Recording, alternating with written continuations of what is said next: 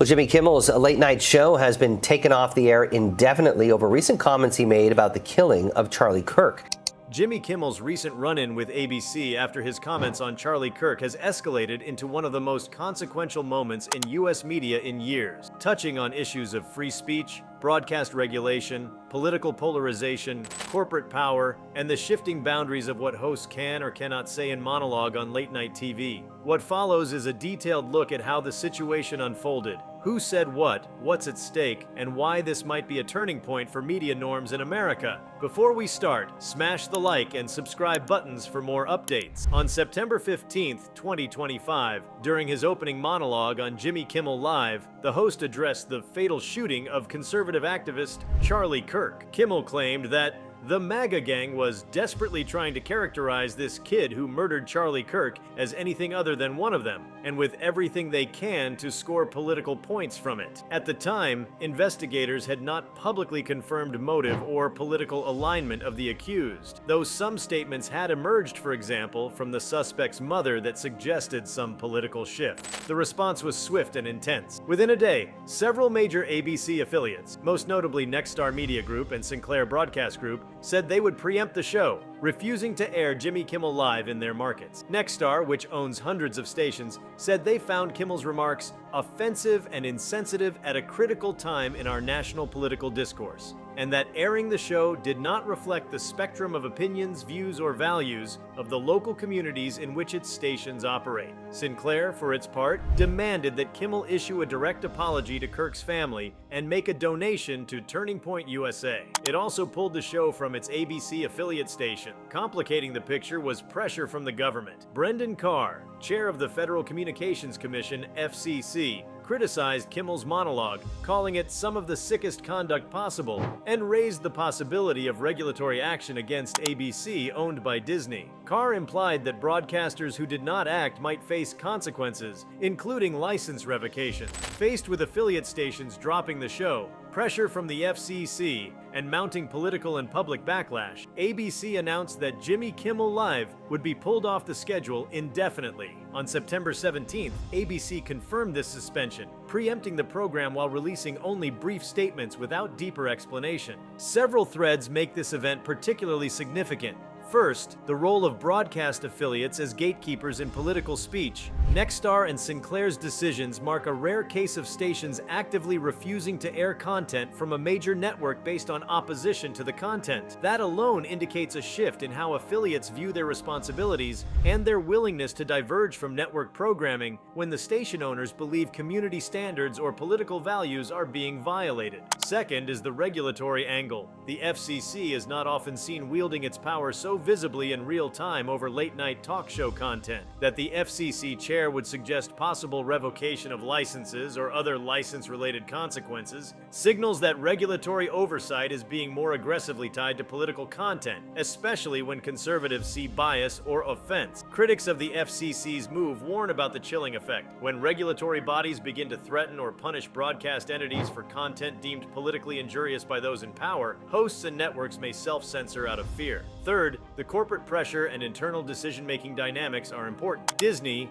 ABC's parent company, and its leadership, Robert Iger and television chief Dana Walden, are in the spotlight for deciding to pull the show. Whether this was done purely in response to affiliate pressure, regulatory threats, political backlash, concern for advertiser response, or a combination, it shows that entertainment companies are deeply embedded in broader political conflicts. Fourth, the matter touches directly on free speech and political polarization. Kimmel's monologue was intended to criticize what he saw as political opportunism in conservative circles. Supporters of Kimmel in media, entertainment, and civil liberties spheres argue that his remarks fall well within the realm of opinion and journalism, and that punishing him for such remarks sets a dangerous precedent. Critics see it differently. Some believe he went too far without confirming facts or acted irresponsibly at a sensitive time. Many conservatives see his monologue as an example of partisan bias in late-night television that is increasingly intolerable in their view. Some specific points of contention have arisen. One is the factual uncertainty about the shooter's political views or motive.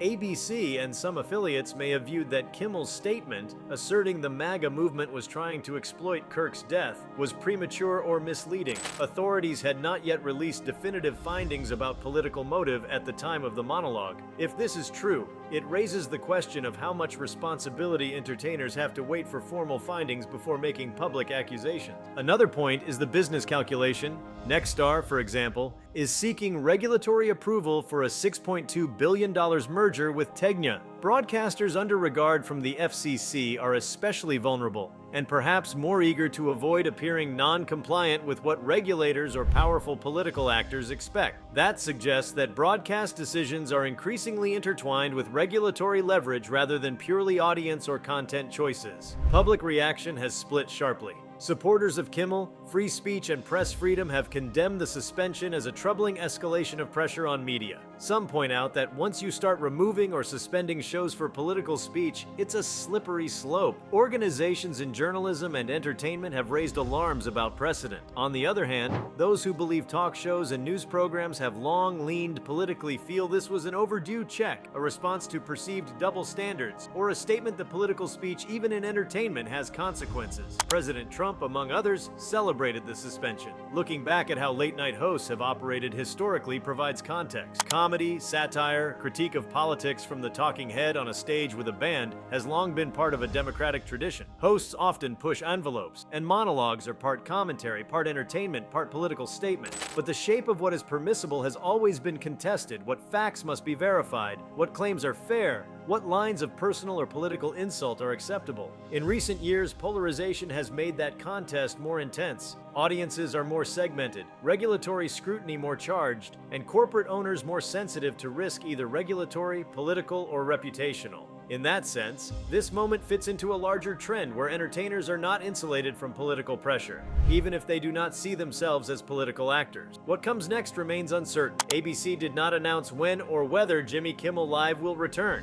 The indefinite suspension leaves room for negotiations, apologies, clarifications, or possibly nothing. Kimmel may issue a public statement, or ABC may do further internal review. It's also possible that affiliates may try to influence whether the show comes back in their markets, or under what condition. In parallel, the regulatory environment will likely see increased debate. What counts as offensive and insensitive? What is the standard for calling out political behavior? What protections hosts have when they express strong opinions? One possibility is that Disney ABC might reshape how it handles monologues in the future. Perhaps more oversight, perhaps caution, perhaps even pre-approval of certain segments. Comedians may start self-editing or avoiding certain kinds of commentary for fear of retribution. Another possibility is that legal challenges could arise, especially if someone argues that regulatory threats or corporate pressure violate rights to free speech. Affiliates, too, may refine their policies about pulling content they find objectionable. And beyond the court, there's the court of public opinion. How viewers, advertisers, donors, other networks see ABC's move will matter. At its core, the Jimmy Kimmel ABC Charlie Kirk controversy is more than one late-night monologue gone wrong or right, depending on perspective.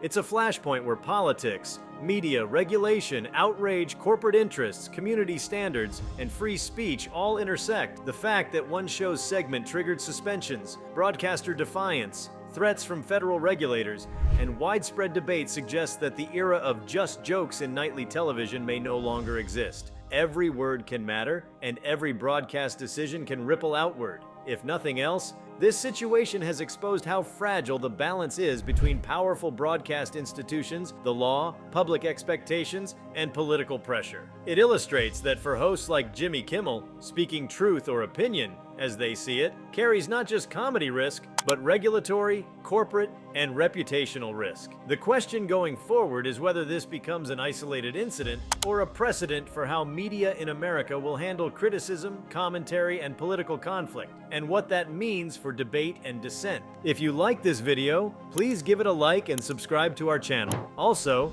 leave your comments below and tell us, what are your thoughts on Jimmy Kimmel's situation with ABC? We want to hear from you. Thank you for watching, and see you next time.